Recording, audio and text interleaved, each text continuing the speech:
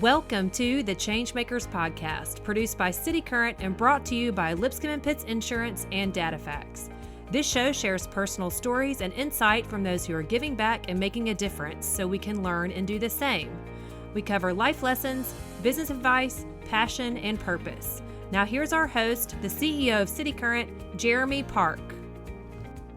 Welcome to the ChangeMakers podcast produced by City Current. I'm your host, Jeremy Park. We're in for a treat as we have the best-selling author of Pivot with us.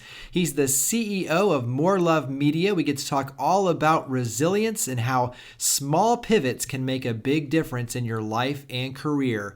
We have Adam Markel here in Memphis with us. And the first question is, Adam, how are you doing, sir? I'm having a great day, actually. So we've brought him to Memphis. He had a chance to speak to our signature breakfast, also our reception last night. So really cool opportunity to put you in front of a lot of different people. But the fun of this podcast, ChangeMakers, is that we get to do a deep dive into your personal story. So let's start with you. Give us a little bit of your backstory in terms of where you grew up. Let's start there. Okay, I was going to take us back to my birth, but yeah, you can go all the way back to birth. Hey, we don't have to go back that far, I hope.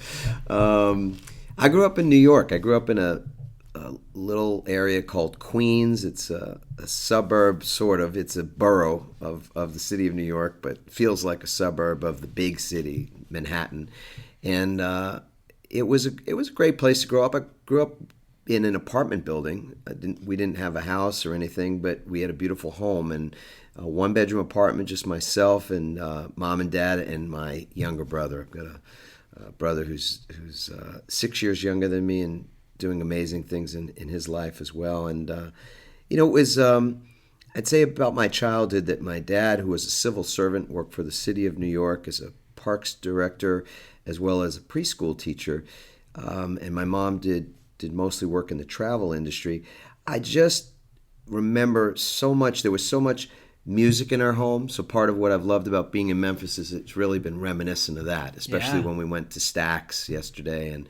And a lot of the music that I heard there that was produced there was actually music I'd been listening to since I'm 8, 9 years old. And at the dinner table, these records stacked high and just dropping these vinyl records one after another as we would sit for hours on end. And I would listen to my dad tell stories about his day and the interactions he would have with often with young people as well as some of the bureaucrats and folks in the parks department space that he was working for, and he had, and still does, my dad's still alive, had great big ideals. I mean, these wonderful ideas about how to live and how to treat people and how to offer gifts to the world. And it was really just a magical time growing up in with very little. We didn't have a lot, but there was tons of love and a lot of music and this, you've used the word ethos, so I'm going to borrow that word for a moment.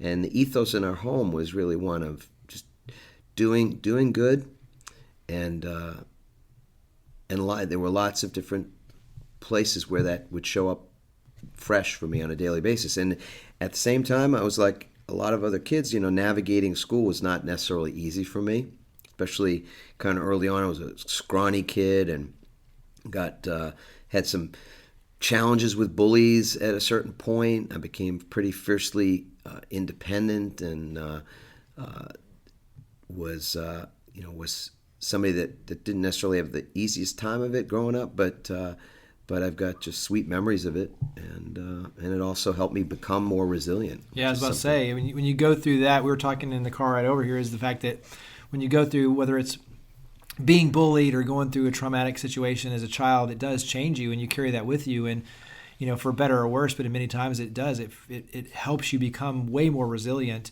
obviously as an adult. Give us maybe one favorite family tradition growing up or something that still is a fond memory. Oh, my goodness. Well,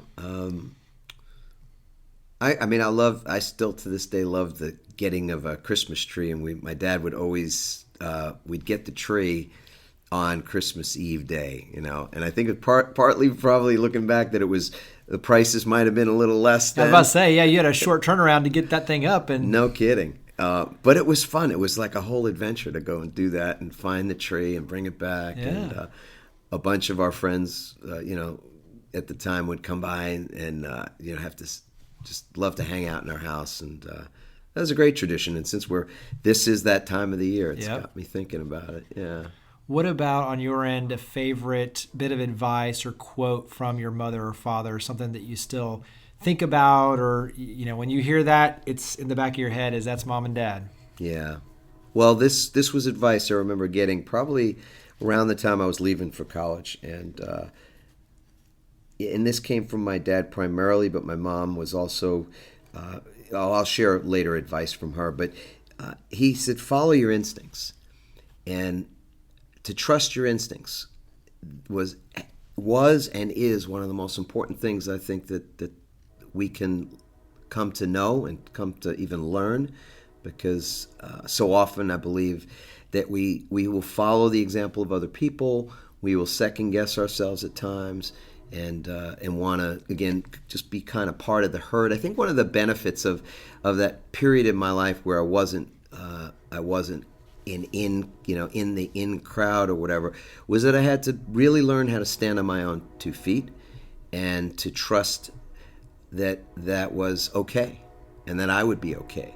And so it's probably played into the fact that when I became when I went to college and eventually when my wife and I got married and I was looking for a profession, I chose a profession that would enable me to be fiercely independent and would also allow me to fiercely defend things that were important to me. And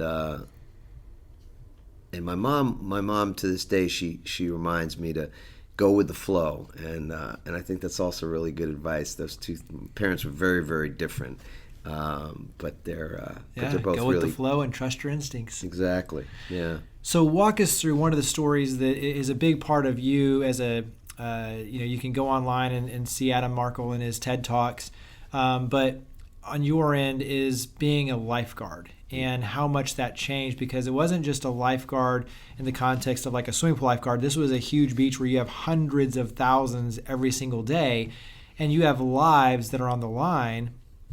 So paint the picture of you as a lifeguard. We'll start there and then we'll get to the lesson learned. I did start out in the pool. Okay. So this place called Jones Beach is a very long stretch of beach on the south shore of Long Island, and they've got miles and miles of beach, and not just in lengthwise, but just the width of the beach could be sort of half a mile wide in places. And I ended up working in this field that was very, very popular, and they used to bring the buses to this particular field as well because they had a boardwalk and a restaurant and stuff. And so on busy days, Saturdays and Sundays, from the city and outlying areas and the true suburbs of New York City, we would get crowds in excess of 100,000 people. Yeah, it's hard to fathom, especially since my wife grew up on the Jersey Shore, and a lot of other folks know, the beach is sometimes kind of long and it's narrow, and not that many people, but here at that beach we had a sea, literal sea of humanity, and the Atlantic Ocean was very rough at times, and the riptides, we used to call them sucks actually, and we called them sucks because what you could see from the lifeguard stand was that the water would change color. So when there was a rip current or a suck, what was happening was that the water was being sucked out, and in the process of sucking of the water going out to sea, it would churn up all the sand, and the sand would then change the color of the water. So from this vantage point that we had, which was 8 or 10 feet in the air, we could see not only the people, but we could see the water change color, and then we knew that there was a present danger.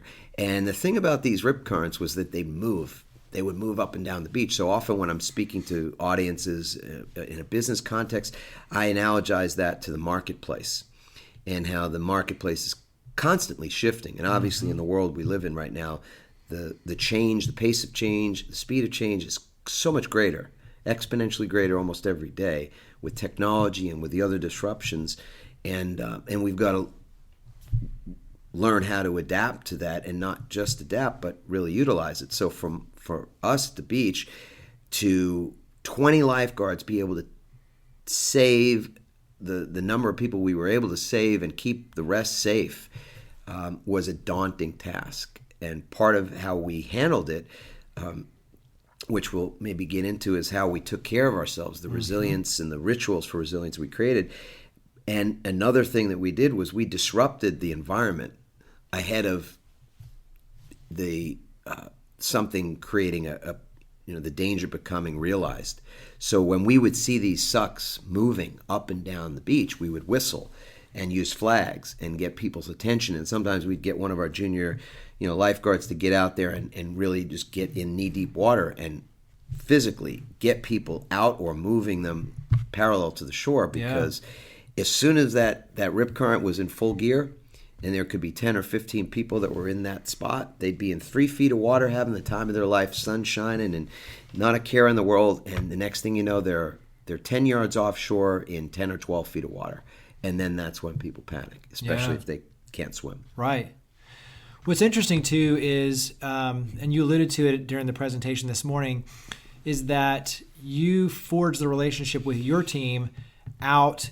In other words, you would go out there intentionally in very bad weather, and you would practice and practice and practice and practice and practice, knowing that you would be up against the environment later on, and you would need that in real time. But also, too, you galvanized your team to where you knew that they had your back and that you were going in as a team, that it wasn't one saving one. In many cases, it was 2 or 3, you as a team saving one. Yes. So there was a team approach, but you created those bonds during the practice time, pushing yourself to the limit, in other words, to then be able to know and trust that you could do anything to save someone's life literally in any moment of need. Talk about kind of that, the preparation, and then we'll definitely talk about the recharging. Yeah, I think you're putting your finger right on something that's so important, which is that we prepared ahead of time for whatever the worst case scenario we could come up with was. And so on days when the surf was just tremendous, it was crashing on the shore, we would practice some of the life-saving exercises that we would need to execute when there was a lot of people around. So we would launch these 1,000-pound boats that we called dories. We'd launch them through the surf, and that was one of the most harrowing things to this day I've ever seen, because these boats literally could kill somebody if they went sideways and hit someone, and we had to launch them perpendicular to the wave that was breaking. And I had to push the boat through the wave, and then everybody stowing the oars, getting up on the gunnels and getting in the boat together, and then rowing together, which is, again, an analogy or an example we talk about how important it is with teams to actually be able to row together. Yeah. And how often we see in businesses that not everybody's in sync and not rowing in the same direction. And so that level of buy-in that was required, that we wouldn't hesitate, that we would work together and individually take up our piece of it. There wasn't slack on anyone's end, and collectively we could get the job done. Individually, we could never have done it. Somebody would have died if we had tried to do that on our own. But as a team, we were able to, and we knew we could trust each other. And I think part of that is because the environment there was very much a got your back environment versus a watch your back environment. And so often we hear in businesses that there's so much politics involved. Like you and I were talking about that earlier. People and politics and problems. It's those 3 Ps, man. That's some combination of things that can really create a storm. But on that piece of sand, at that point in time when I started, I was 19 years old, and the first summer I was there at a beach that was just to our east. They had a person go down, and I started the talk today by blowing 3 whistles, because 3 whistles was something we didn't hear very often. And 3 whistles meant 1 whistle was an attention-getting thing, 2 whistles meant there was a rescue in process, and 3 whistles was a search and rescue. Somebody was missing, in other words. And we did get those whistles and run about a half a mile down to this other beach where we had to execute a search and rescue for more than an hour in very cold and murky waters. collectively with the other lifeguards that were there, and we didn't. In the end, we didn't come up with the guy. This person went down. It was devastating, and even to this day, it's so many years later, I can still feel that, just the disappointment and the heartbreak of it for the family and just for all of us. And we vowed on that day, with the leadership of our captain, he led us to understand that our higher purpose, our big why on that beach, as long as we worked there, was to never let anybody go down in our water again. And even to the point where he said something so intense that I'll never forget this. He looked at us and he said, "You either make the save or you die trying. You don't ever come out of the water without somebody," in other words. And we took that to heart. I mean, we really bought in. And we were so solidly bought into that mission that for 7 summers there, after that I was at that field, and all those rescues, all those people, we never lost anybody again. And I think that's, maybe not everything has that level of intensity to it in business or in other areas of life, but I tend to look at people that are in the business world as clients and customers, and the people that I get to work for and serve as people in my water. And I tend to look at it through that lens that I just never leave anybody behind.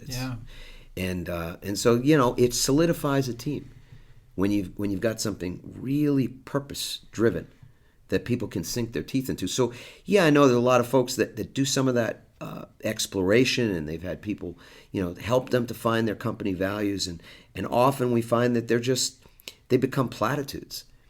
It's a plaque on a break room wall, and it's not something that's necessarily a living, breathing thing within the organization. Yeah. And that's a creative opportunity. It's not a problem. It's an opportunity. Well, we'll get to that in a second too. Talk about resilience, especially as it relates, because I think what's interesting is you talk about, in many cases, we think resilience is like the Rocky movies where he gets knocked down over and over and over again and he gets back up. But to your point, we're kind of skewing the definition where it's not just endurance, where we're just outlasting everyone else. Because in many cases, when you take that sort of mindset, you become burned out and tired, and you're not giving everyone who deserves your all, you're not giving them your all. And whether that's your team, your customers, your family, you can put that in your own perspective. But define resilience, and then we'll talk about resilience, especially as related to what you experienced. So how do you define resilience? Well, I love how you started, because in part, to define resilience, we have to start with what it's not. And what it's not is exclusively endurance. So it is the Rocky model, right? That we think that it's the greatest thing in the world to be able to get back up. And it is. I mean, everybody loves a comeback. But in Rocky's example, sure, he gets knocked down countless times and gets back up, but he loses the fight. In the end, he's banged up and he loses. I mean, he's won our hearts, of course, and that's the drama that's inherent in that movie.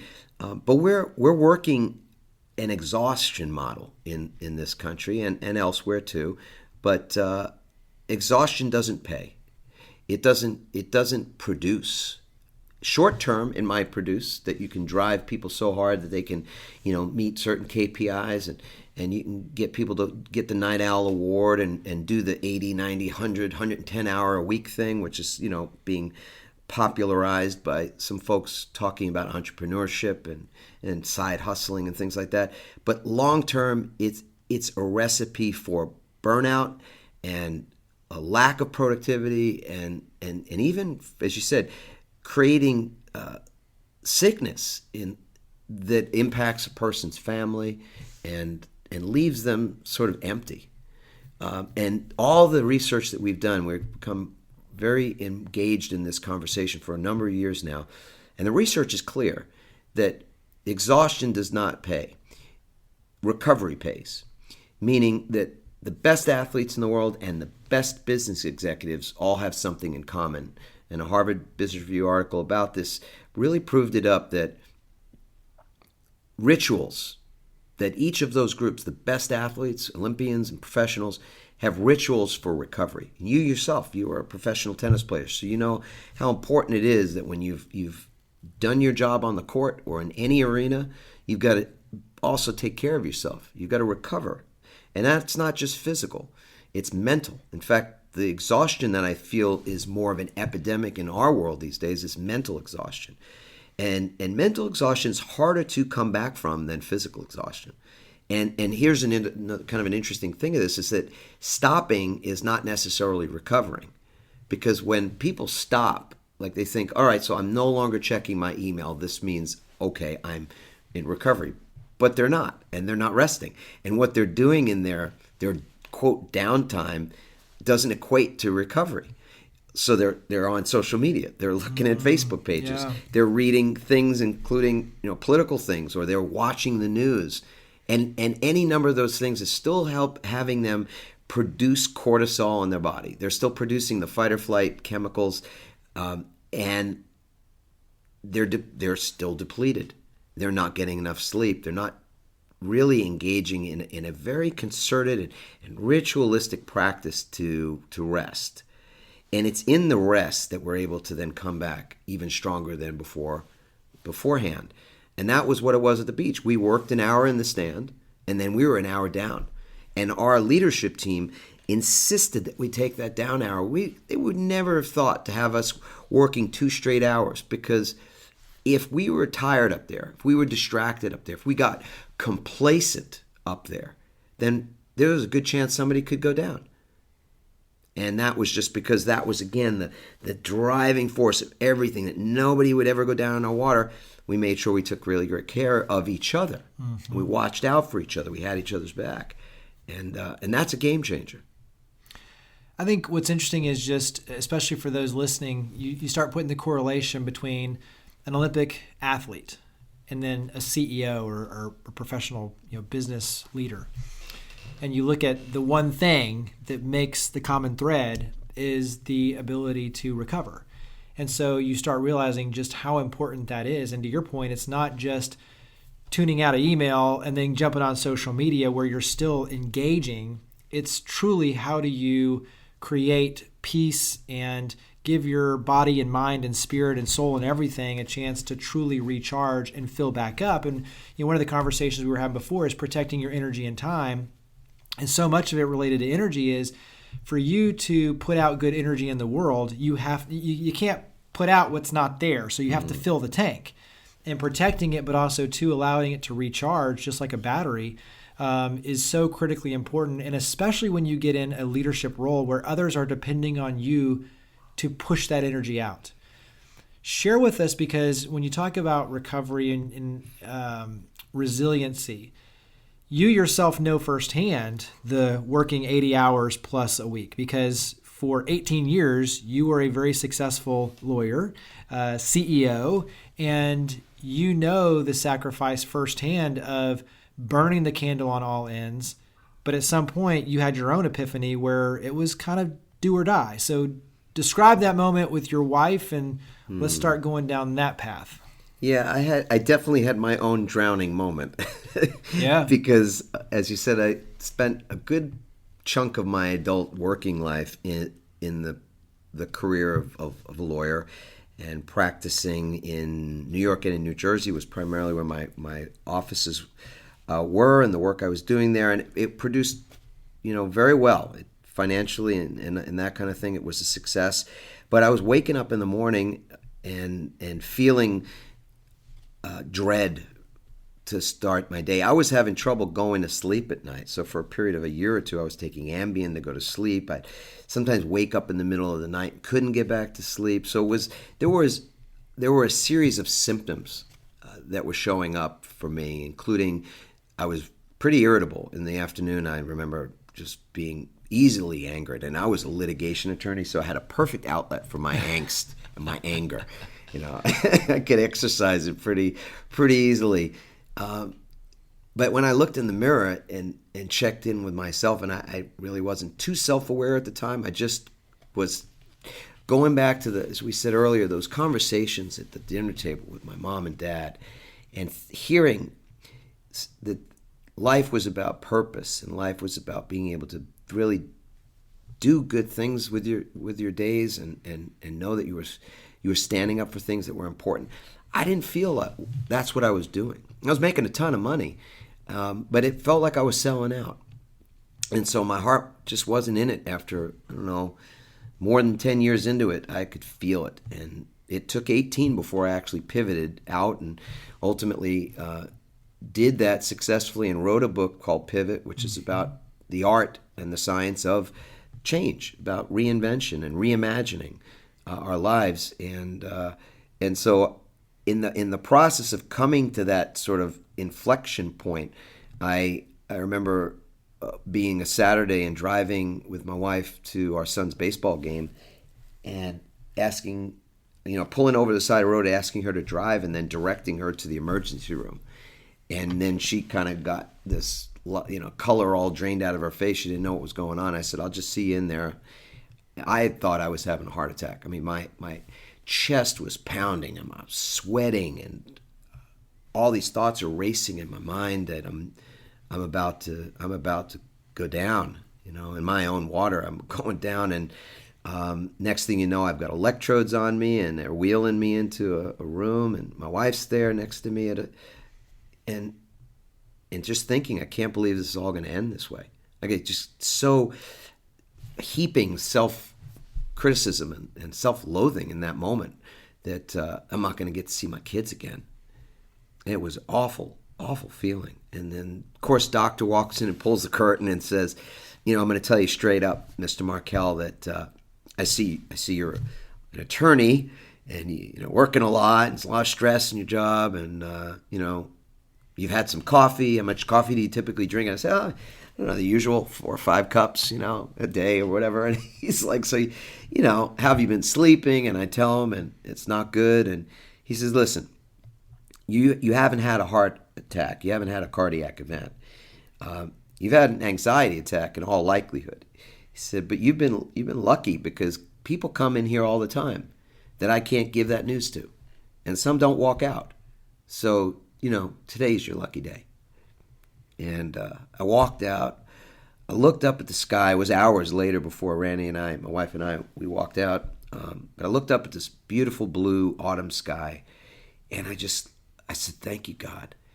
And I've always been a spiritual person, but not religious. And I certainly, at that point in my life, didn't really have a conversation I was having with my Creator or anything like that. And I knew I'd been given a second chance. I got a reprieve that day. And so didn't know what to do with it. Just knew something had to change. What's interesting, though, is, in the book, I think is the perfect roadmap for this, is you didn't just jump ship. So in other words, you didn't just say, okay, well, I've had this and now I'm going to completely go a different direction. And I think in many cases we can get caught in that trap of, when we say pivot, we think it's got to be a big change. And so automatically it's like, we're going to make this big jump and you're going to quit your job and go a whole different path toward peace and happiness, right? I'm going to move to Fiji. Yeah, and it's like, and I think that's where your mind automatically goes, much like resilience and you think endurance. Yes. But in this case, it was you have a family to feed. You have a career that's going very well, but you're not fulfilled, and you realize now your health, obviously, you've got to do something. But what you did is you started to make small pivots that then over time lead you in a whole new path. And this is the book. So it's yes. You've got the straight line, which is the status quo, and you make a 5-degree, and then over time, 6 months, a year, and then 2 years out, you don't even realize that those two lines ever started together because so much has changed. Yes. And the thing that I love about what you do, though, is you make it very easy for people to break it down into the different quadrants so that they're making small changes in each area of their life. And then there's a compounding collective synergistic effect that really takes root, that when you look at it over a course of time, they're in vastly different places. Vastly different places. So share with us a little bit of a teaser, because obviously we want listeners to go buy the book, but give us a little bit of that framework. Well, the book is, I'm really happy with how the book came together, because it was based on all the things that we'd experienced. But I'll say this, there's a fear story, and one of the parts of the book that we address are the fear stories that people tell themselves, that we all tell ourselves. And one of those fear stories is that, it's too late for me to make a change because I've got too much invested. And there's a myth that's called the sunk cost myth around what it means to give something up after so long, and what it'll do, and what people will say, and what if it fails, and I'll be even a worse shape than I'm in now, and all that kind of fear-based thinking. And so what we laid out in the book and what we did in our lives together was we created a plan, and the plan B is what we called it, and it was 2.5 years of little pivots, as you said, micro pivots, if you will, that we executed to get into a different place. So I didn't have to have a midlife crisis when we could plan for a midlife calling, and that's what we chose to do. And so the book lays out that process, and the foundation of it is, as you said, it's these micro changes, these 5-degree changes in direction where you just don't even think that could possibly change something. But everything, it's the butterfly effect. It's the law of small differences. You can't change any one part of a system that does not affect the output of the rest of the system. It's common sense and it's physics, but we don't think that way. And when we're pressed, faces pressed right up against the glass, it's really tough to see it objectively. Well, that's a great point in general for listeners is you change the input and the output changes. There's no question. Yeah. It's a law. So one of the things I was sharing with you on the way over here was that we love to vacation on this little island off the coast of Cape Cod, and there's a bridge that some years ago we were seeing them construct over this pond. And as we were driving over, we spoke to one of the people there, was in the Army Corps of Engineers, and they said, yeah, we're going to build a new bridge because this old bridge might not survive another nor'easter, another big storm. And so they spent time and money doing it. And we thought, well, this is a great analogy for pivot because, if you could imagine that you want to change something, do you tear down that first bridge before you have a second bridge built? I mean, that's taking some serious risks, like you say, jumping ship. And with 4 kids and houses and cars and gerbils and goldfish and a lot of responsibility for a lot of life, I wasn't gonna do that. Yeah, build the second bridge while you still have the first one there. There you go. Build the second bridge while you still have the first one. And the story is kind of takes an amusing turn because as things transpired, we saw that they built the second bridge, they tore down the first one. It was great. And then we see them building again. We stop, and another time, it's like a year and a half later, I said, okay, what are you guys doing now? They go, well, we're building the permanent bridge. I'm like, come again? They go, yeah, the first bridge was just a temporary bridge because we weren't sure that bridge would survive the next winter. They build a temporary bridge, and now they're going to build the permanent one. So they build that one alongside the temporary one, and then they tear down the temporary one. I'm going, this is exactly what pivoting is all about, right? Even when you build that plan B, that second bridge, it might not be the final bridge. It might not be the permanent bridge. You've got to understand pivoting is a skill. It's a tool that you will use for the rest of your life because it helps you to deal with the fear of change. It helps you to see the creative opportunities are all around. And as you said, when it comes to, so in the book Pivot, I talk about how resilience is a component of the pivot. And what I've learned even more so since is that resilience is that to be resilient, you've got to learn how to pivot. So it goes in both directions. That person who is resilient is somebody who knows how to reframe situations. They know how to find the meaning in things. They know how to recalculate from their current position, just like your GPS would take you on a different route if you deviated from the route that was originally planned. And they also know how to take care of themselves. As we said earlier, just like those athletes and those executives, those CEOs that are successful, they know how to recover, and they've got rituals for that. And that's the pivot process. And they work together. It's beautiful. Thank you for listening to our ChangeMakers podcast. City Current is a catalyst of over 100 partners joining forces and funds to power the good through free events, positive media, and philanthropy. If you like our efforts and you're looking to power the good with us, follow us on social media at City Current and check out our website at citycurrent.com. Please subscribe, rate, and review our podcast wherever you listen. And if you know a changemaker, please reach out and let us know so we can consider them for a future show. The ChangeMakers podcast is brought to you by DataFacts. DataFacts is a national provider of trusted background screening products such as criminal searches, drug screening, employment and education verifications, and post-hire monitoring to employers of all sizes. DataFacts is one of the few background screeners that holds the stringent National Association of Professional Background Screeners accreditation. They're certified by the WBENC as a 100% woman-owned business, and in 2018, they were ranked by HRO Today's Baker's Dozen customer satisfaction ratings as one of the top background screeners in the nation. You are in good hands with DataFacts. Visit datafacts.com to learn more and make sure to mention the ChangeMakers podcast. And now, back to the show. Yeah, and I think that's the part where, for listeners, taking that deep dive of reframing, looking at a challenge as an opportunity, looking at what is the creative opportunity here within this, maybe a negative, obviously, experience, but within that there is a positive lesson that can be learned.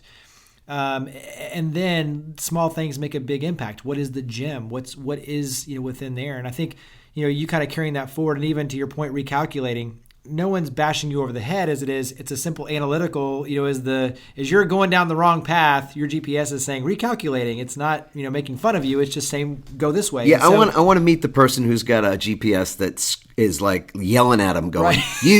You knucklehead. you idiot. I can't believe you didn't listen to me. I mean, we have people in our lives like that. We probably have the recording of somebody from the past that would say stuff like that to us.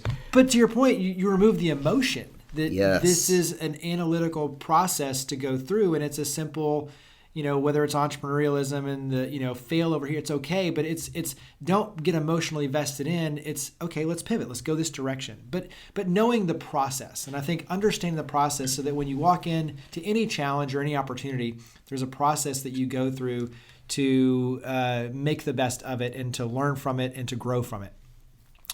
Carry that forward on your end in terms of everything you're doing now, because you're doing a lot of speaking, obviously. You've got the book and you're working with a lot of other leaders.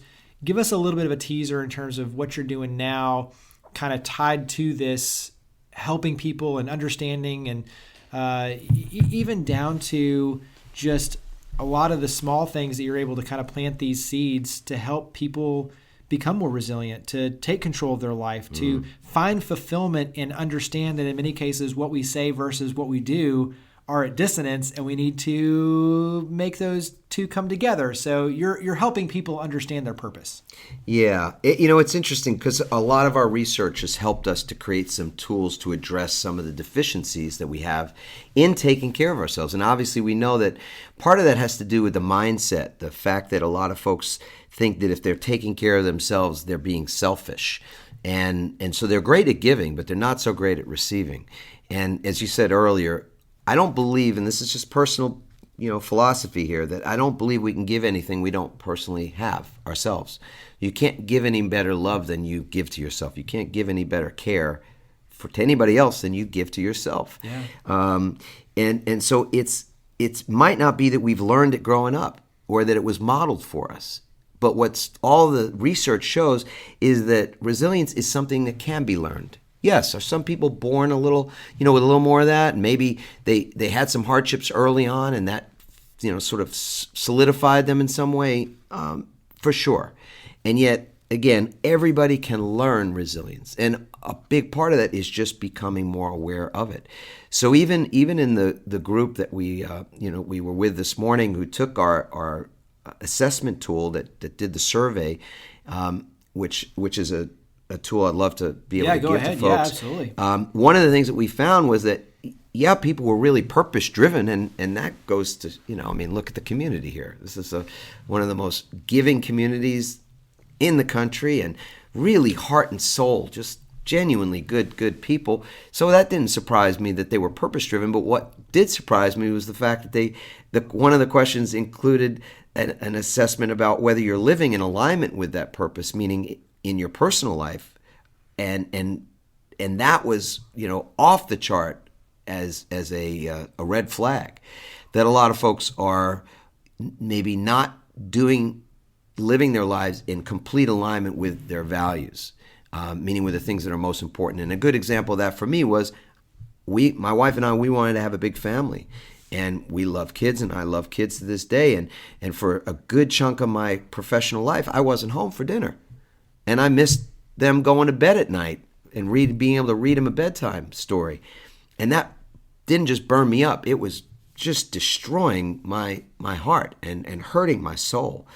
And so when that's going on, in addition to all the mental exhaustion of the work and the work week that doesn't seem to end, especially if you're an entrepreneur, these things become really debilitating. They become like, if you can imagine, heavy weights or bricks that are in a knapsack, in a backpack that you're carrying around on you.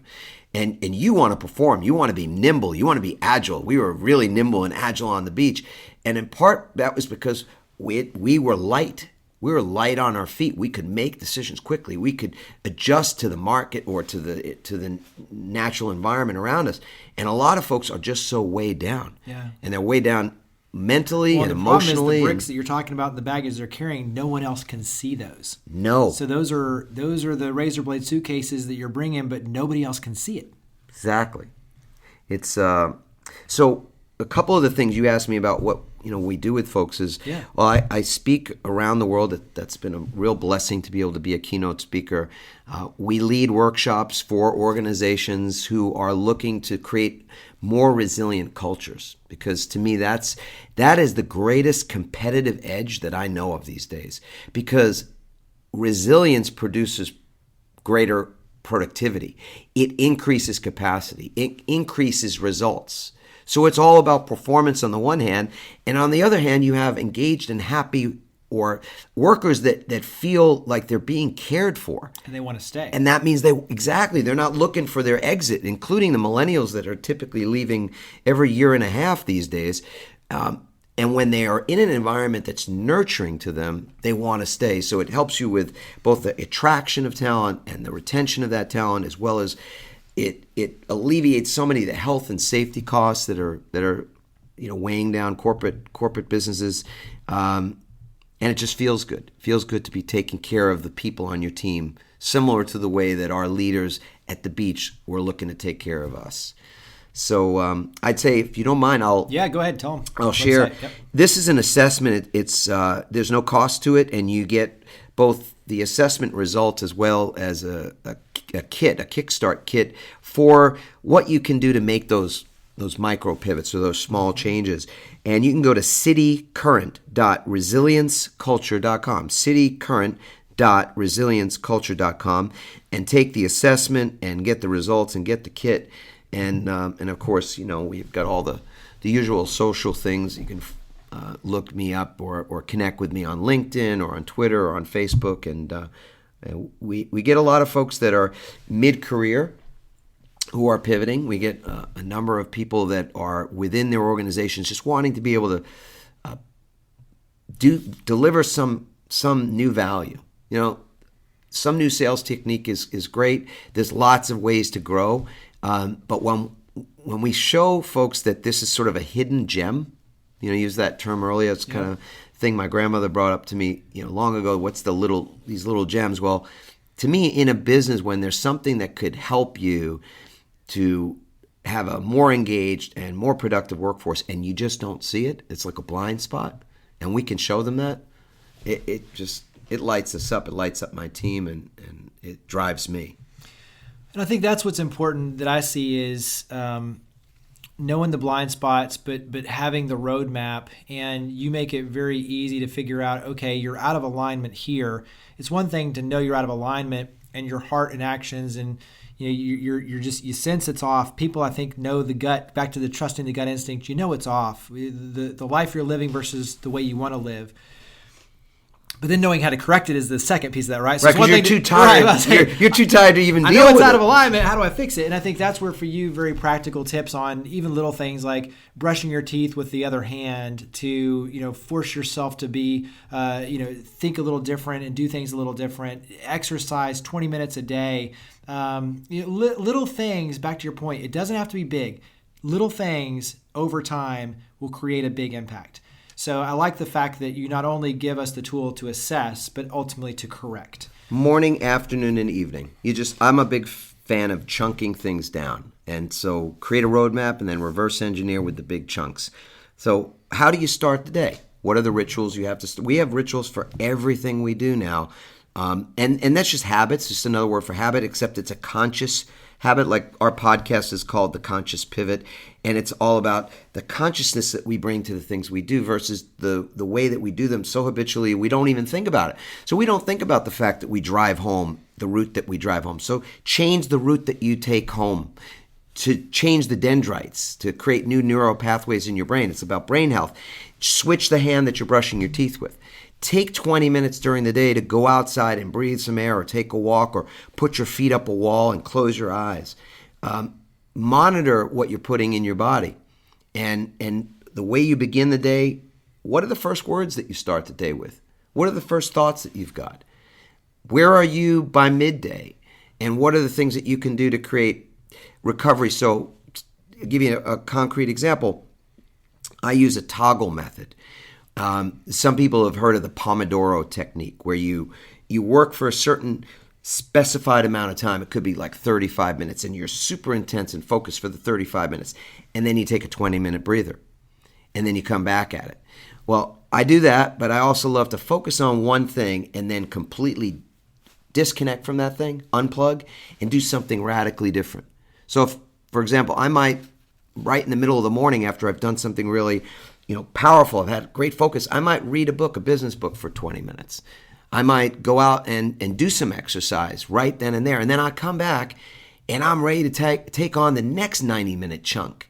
The thing that people don't realize is it's not about putting the hours on the clock. I think we've all sort of been programmed in many ways through our work culture that we're punching a time clock. Even if we're not punching a time clock, you're an executive, but you're still punching, you've got a time clock mentality. Like, I've got to put in 8 hours. If I didn't put in my 8, my 9, my 10, then I didn't really give all.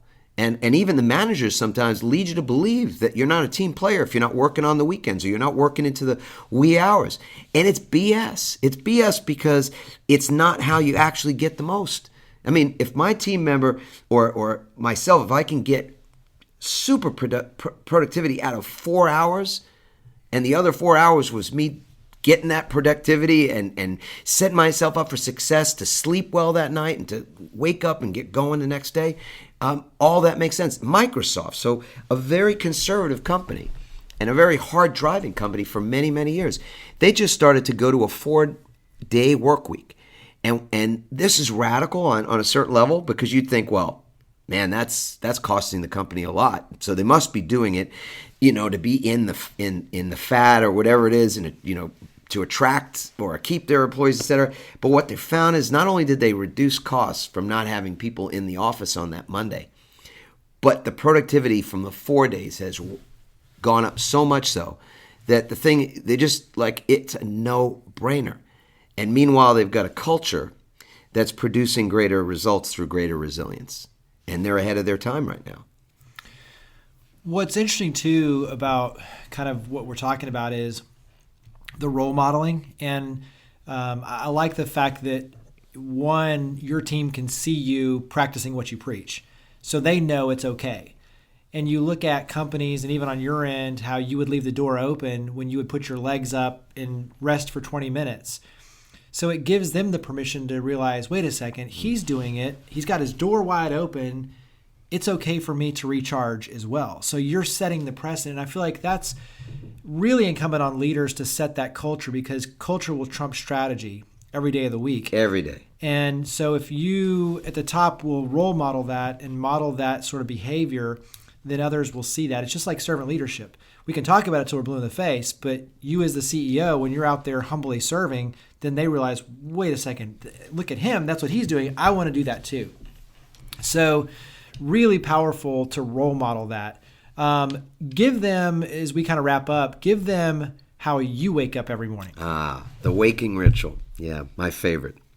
So if you could imagine that your mind is a garden, and that's a pretty used analogy. I like to think that garden has beautiful flowers, and it also has weeds. And one of the ways that I stop I cultivate the garden and the flowers I want, and I'm able to weed out the things that I don't want, which is, I know, something that you as a leader and as a parent is very important to you, Jeremy, that you stay positive in your words, and not just in your thoughts, but in your words as well. The way that I begin my day is always to wake up to start, and always kind of smirk and wink at people when I say that, because waking up is not a guarantee. I mean, there's the metaphor of it, waking ourselves up and becoming more conscious, but just the physical reality that as you're waking up, there will be people who are not. As you take your first breath of the day, there'll be people taking their last breath, and it makes that moment different. It makes it, in my experience, it makes it holy, it's sacred. And so that waking moment is the best time for me to plant the seed in the garden, and I plant the seed of gratitude right then and there. And I'm grateful for my life, and I'm grateful for my wife, and I'm grateful for my kids, and for my friends and colleagues and people like you, and all the people that I've yet to even connect with. I just allow myself to, in bed, lying in bed, or when I put my feet on the floor, to feel that gratitude. And it's a great contrast to the way I used to put my feet on the floor and feel dread and anxiety to start the day. And now I put my feet on the floor and I feel that gratitude right then and there. And then I take 10 seconds to say something that is so powerful. I've shared this all around the world, and people years and years later still tell me, they'll walk up to me, or they'll tweet me or something, and they say, I love my life. Because those are the 4 words I start my day with every day. I love my life. I love my life. And then I get the naysayers. I get the people even who've watched my TED Talk and have commented, if you only knew what my life was like, or where I live, or what I've dealt with, then you couldn't say that. It's trite. And so in that TED Talk, I talk about the fact that I questioned it myself. That could it be that it was so simple a thing, but could still be so impactful, and it has been, and it is. And the sort of the question I ask people and I ask myself is, can I love my life no matter what? No matter what. I mean, people have lost children, they've had illnesses, they've lost jobs, they've had everything you could possibly imagine. And yet they can still be grateful. They can still love their lives no matter what, and be, as you said, that leader in the world. And that example speaks volumes, and it has a profoundly beautiful impact on people. So I'd say for anybody that's listening that would really want to try this, just take it on for a few weeks, see how it feels to you. There's debate about how long it takes to create a new habit, 60 some days or whatever, but just start a new habit one day at a time. Make it a one-day habit. See how it feels, and maybe you'll choose to do it again when you wake up tomorrow, if you're lucky. I think that's a big part of where you and I are the same in terms of attitude, is a self-fulfilling prophecy, and having, especially first thing in the morning, being thankful, grateful for your life and for that breath of air. At the same time, though, waking up ready to, do good throughout the day, but to have that positive attitude. And that positive attitude becomes your armor as you go through, and then you're able to give that armor to others and to make them stronger too. So I think it's just that waking up saying I love my life is not just a powerful, for yourself, but it carries that energy forward to give to others, that can become the light and the gift that you give. So as we it's called kind of a lightning round, but we'll do a few quick questions, quick answers, and then we officially wrap. So one is, give us a recent book you've read outside of Pivot. Yeah. Well, I love this book that's called The Presence Process by Michael Brown. And I love that book. It's a great book. And I'm reading a book as well on mindfulness, which I wasn't really a meditator. I was kind of a crummy meditator. I've admitted that to a lot of folks. But Mark Williams and Danny Penman wrote a book called Mindfulness. And I'm finding it really easy to meditate because of this book. And I really appreciate that about it. So I'm happy to shout out to them. Nice. Yeah. What do you like to do to relax? I know meditation obviously is one of those, and yoga kind of goes in with that. But what do you like to do to relax? I like to surf. As part of our pivot, we ended up, when I started running a company in Southern California some years ago, we moved down to San Diego, and now I get in the ocean. And I get Longboard or short? Get on a board. I've recently been able to ride a shortboard, which has been was a challenge. So I'm looking forward to more shortboarding. Nice. Yeah. what's something, kind of putting on the tourist hat, if you will, if we go to San Diego, what's one or two favorite things you like to do with people who are visiting? I like to go to the meditation garden that's up in our town, Encinitas, and it's a beautiful garden, and it overlooks the ocean, and it's glorious, and it's a beautiful place. I like to take people there, and then if we're inclined, like if I get a good walker. I love to walk. We get on the beach, and I do my best thinking when I'm in movement, and we just walk that beach. Awesome. Where do you like to go with your family? I kind of know the answer, I think, but where do you like to go with your family on vacation? What's a favorite destination? Well, we go to Martha's Vineyard. That's a place we've been going for a lot of years. But I'm game to see so many. I mean, coming to Memphis was great, and this won't be the last time I come here. And I definitely want my kids to experience this and meet folks. When we went over to the rock climbing, Memphis Rocks, I was just like, man, they're doing such good work here, and I want to climb. And I didn't climb the other day because I promised my wife I wouldn't, just because I had a little back tweak after our daughter's wedding, and I kind of overdid it that weekend and tweaked my back. But I want to come back and climb that wall. So you have an open invite anytime. Awesome. Give us a favorite quote or piece of advice that you live by. Well, I live by the mantra that I want to follow my heart in everything I do. And I would say if somebody was describing me in, having passed, I want them to say he did. He led by his heart. He lived by his heart. And that's the best that I can conceive of, that I was somebody that people could feel my heart. The funny thing is, that's the last question is, what do you want your legacy to be? Oh, so funny. So you basically kind of answered the last question with that, but carry that forward into, because obviously you're building your legacy every single day, everyone that you're impacting, all of these opportunities to share your experiences and stories and insight, you're creating your legacy every day. But when you look back many years from now, what do you hope people say about you? What you saw was what you got. I think in certainly in the speaking arena, you can find that there are people that are sort of one thing on the stage and they're different off the stage. I'm an introvert, so it's an interesting thing because I'm a situational extrovert to be out and do what I do. But forever and ever, I've gotten this one compliment that I really, really just means a lot to me. That people say, I've been at your house, or I've met you here, or met you there. I've seen you on, and you're the same everywhere. That's the guy, and that means a lot to me, actually. I can see that already. Yeah, that's authenticity, integrity. You are who you are. That's awesome. Adam Markel, best-selling author, Pivot. Make sure everyone and check out the book. Tell them, Adam, where to go, website, social media, where to go again. Okay, AdamMarkel.com is a place you can find out more about me and those things. We have a community on Facebook called Start My Pivot, which is a lot of people who are entrepreneurs and pivoting, and you can enter that group and join if you're going to contribute. And so startmypivot.com or just go through Facebook.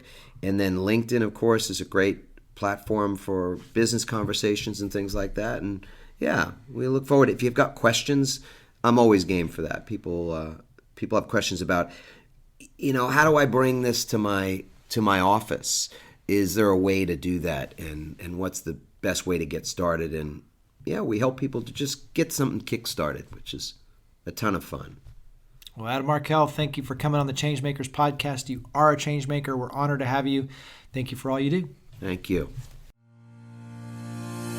Thank you for listening to the ChangeMakers podcast, produced by City Current and brought to you by Lipscomb & Pitts Insurance and DataFacts. To learn more about our guests and to share your stories of others leading by example, visit us online at citycurrent.com and follow us on social media using @CityCurrent. Please make sure to subscribe, rate, and review our podcast wherever you listen.